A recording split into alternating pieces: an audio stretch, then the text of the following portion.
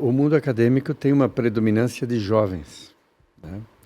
E o jovem moderno, ele quer ser dono do seu próprio nariz. E nesse sentido, num primeiro momento, ele toma distância dos sistemas religiosos. E por isso que no jovem universitário você encontra o número maior dos sem religião, Sim. né? Mas é gente muito boa. São jovens nossos, são jovens com quem a gente está lidando todo dia, né? Eu não acredito que isso é o fim da picada. É um caminho que se vai fazendo, né? E nesse sentido eu queria retomar de novo, apesar de dizer que está encerrado a questão dos 9%, eu tenho uma outra hipótese aqui do sem religião, que é justamente saído da Igreja Católica, no sentido dos católicos não praticantes. Eu queria chamar atenção para essa figura que não aparece na estatística, Sim. mas que para nós ela diz alguma coisa, né? Por que existe esse famoso católico não praticante que uma vez numa conversa com um muçulmano lá no Irã, ele disse, olha, para nós seria como um casado não praticante, ele como muçulmano.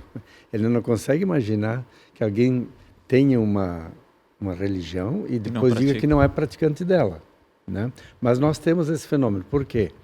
Porque por causa de uma velha tradição de ser igreja de Estado, de ser a única igreja.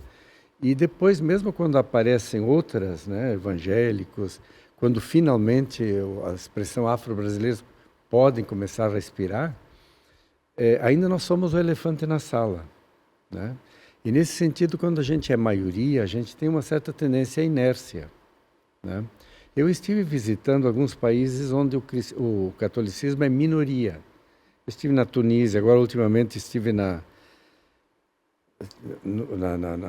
Senegal, na Índia, no Nepal, todos os países com uma minoria de cristãos e católicos, né? Poucos evangélicos e poucos católicos. E aí a gente nota o que significa ser maioria e o que significa ser minoria. A minoria, normalmente, ela é muito mais aguerrida. Ela sente necessidade de estar junto. Ela não se deixa levar pela boiada, digamos, dizendo de uma maneira meio rasteira, assim, né? Uhum. E eu acho que a Igreja Católica sofre de maioria. Ser maioria, numericamente, não dá ainda o aval para dizer que é a melhor das igrejas, não, de forma alguma, né? E por isso a gente vê essas diferenças. E a diferença, está certo que também agora entre os evangélicos, que cresceram muito, ultimamente andou-se falando de evangélico desengrejado, né? Uhum. O evangélico que peregrina entre as diversas denominações evangélicas e que talvez um ou outro se diga, bom, eu tenho a fé, eu tenho adesão ao evangelho, mas eu não quero ter uma igreja. E aí então aparece o sem religião confundido com igreja ou com o sistema religioso. Sim. Mas não significa sem espiritualidade. Eu acho que nós temos que cultivar a espiritualidade e, nesse sentido, uma espiritualidade acadêmica, ecumenicamente vivida, ela tende a se tornar mais profunda, mais universal, né? Não dá mais para a gente ser universal, porque a palavra católico significa também ser universal, né? Sim. Não da Igreja Universal do Reino de Deus, mas ser universal.